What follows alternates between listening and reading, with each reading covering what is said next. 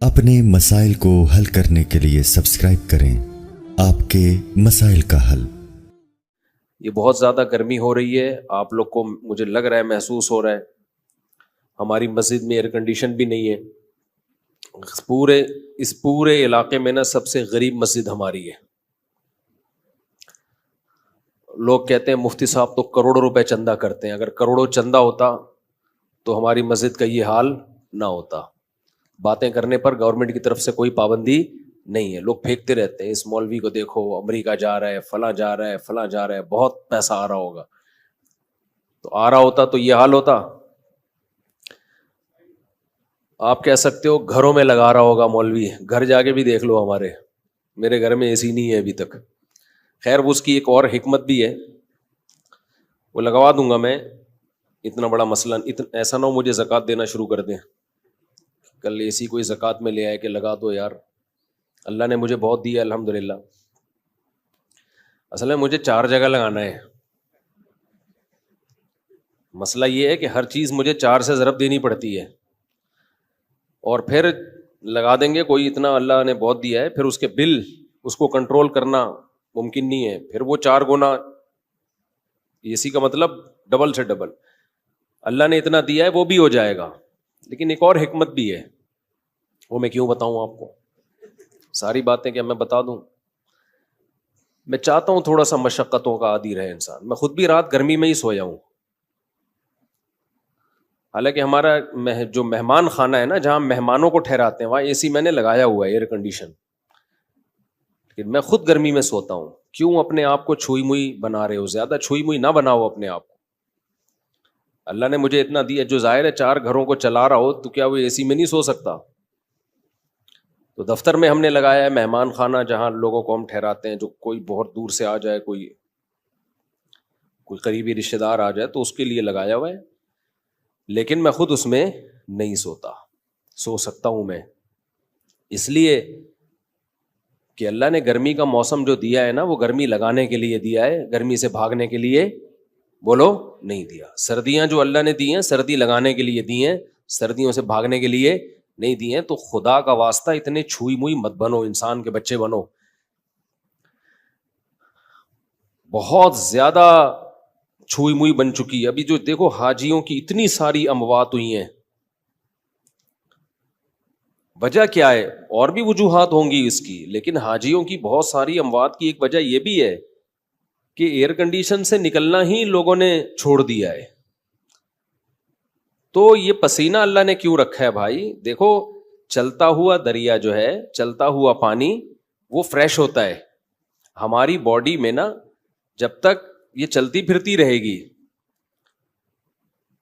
مختلف قسم کے فضلات اس کے ہماری باڈی سے مختلف طریقوں سے نکلتے رہیں گے تو فٹ رہیں گے ہم۔ کہیں بھی بریک لگا دی نا، اب اللہ نے مختلف طریقے رکھے ہیں۔ ایک طریقہ ہے پسینہ، اس سے بھی ہماری باڈی فریش ہوتی ہے۔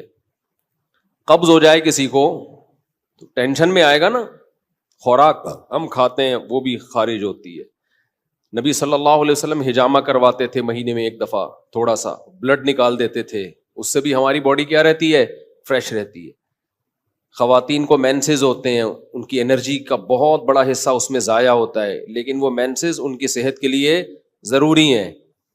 بچے کی ولادت ہوتی ہے، نفاس کا خون آتا ہے، بہت زیادہ ان کی انرجی اس میں ضائع ہوتی ہے، لیکن وہ ان کی صحت کے لیے ضروری۔ یہ ساری چیزیں باڈی کو ریفریش کرنے کے لیے ہوتی ہیں۔ ریفریش سمجھتے ہیں؟ کمپیوٹر میں جب سسٹم میں گڑبڑ ہو تو کیا مارتے ہیں اس کو؟ ریفریش۔ ریفریش سے کام نہ چلے، ری اسٹارٹ۔ ری اسٹارٹ سے بھی کام نہ چلے، سافٹ ویئر اڑا دو، اس کا دوسرا ڈال دو اس میں۔ تو پسینہ نکلنا بھی ضروری ہے بھائی، خون نکلنا بھی ضروری ہے۔ اسی طرح جب شادی ہوتی ہے تو بھی انرجی استعمال ہونا شروع ہوتی ہے، وہ بھی ہماری باڈی کا حصہ ہے۔ جو لوگ بہت عرصہ اپنی بیویوں سے دور رہتے ہیں، سال 2 سال، ان کے بھی دماغ خراب ہونا شروع ہوتا ہے۔ صرف مینٹلی ڈسٹرب نہیں ہوتے، ان کی باڈی بھی خراب ہوتی ہے، بڑھاپا جلدی آتا ہے ان لوگوں میں۔ تو اللہ کا بنایا ایک نے، جو عورتیں بچے کی ولادت روک لیتی ہیں وہ بھی جلدی بوڑھی ہو جاتی ہیں، کیونکہ وہ بھی ایک پروسیس اللہ نے رکھا ہے، ان کی انرجی اس طرح سے یوٹیلائز ہو۔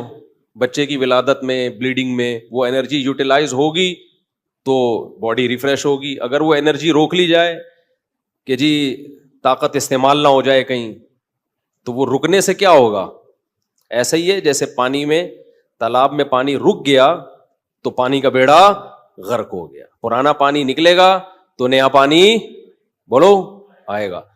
تو اس لیے تھوڑا سا اپنے آپ کو مشقت ہو. کل میں سویا نہیں ہوں گرمی کی وجہ سے, پسینے پسینے پسینے پسینے پسینے. ہم نے کہا کوئی بات نہیں, انجوائے کرو اسی کو, ٹھیک ہے, ایسی کی تیسی, سمجھتے ہو, انجوائے کرو انہیں پسینوں کو.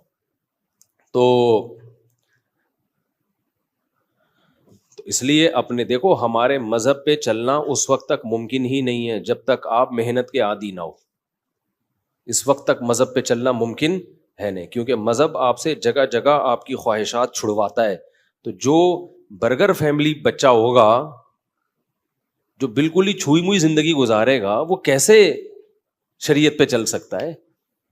شریعت پہ چلنا نفس کی خواہش کی مخالفت کے بغیر ممکن نہیں ہے.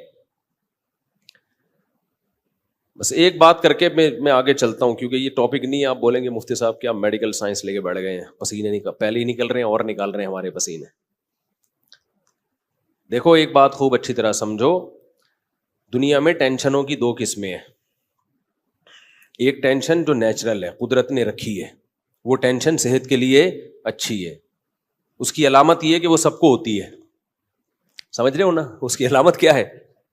سب کو ہوتی ہے. تو ظاہر ہے ساری انسانیت بیمار تو نہیں ہو سکتی نا. سردی کی ٹینشن یہ سب کو ہوتی ہے کہ نہیں ہوتی؟ جب سردیاں آتی ہیں تو پورے ملک پہ آتی ہے سردی, کسی ایک اکیلے کو نہیں لگ رہی ہوتی, تھر تھر کانپ رہا ہوتا. گرمیوں کی ٹینشن اللہ نے سب کے لیے, تو یہ سب کے مطلب ہے کہ اللہ دینا چاہتے ہیں یہ ٹینشن, یہ آپ کے لیے مفید ہے.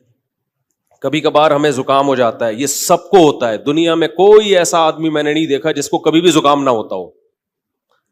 اب یہ چھوٹی سی بیماری جو ہے یہ ہے ٹینشن, لیکن یہ سب کو ہوتی ہے. اسی وجہ سے بہت بڑے ڈاکٹر ہیں آغا خان ہاسپٹل کے, میری ان سے گپ شپ ہوئی, انہوں نے کہا کہ جو ہیلتھ کے اور صحت کے معیارات ہیں نا, ان میں نزلہ زکام کھانسی کو شامل نہیں کیا جاتا.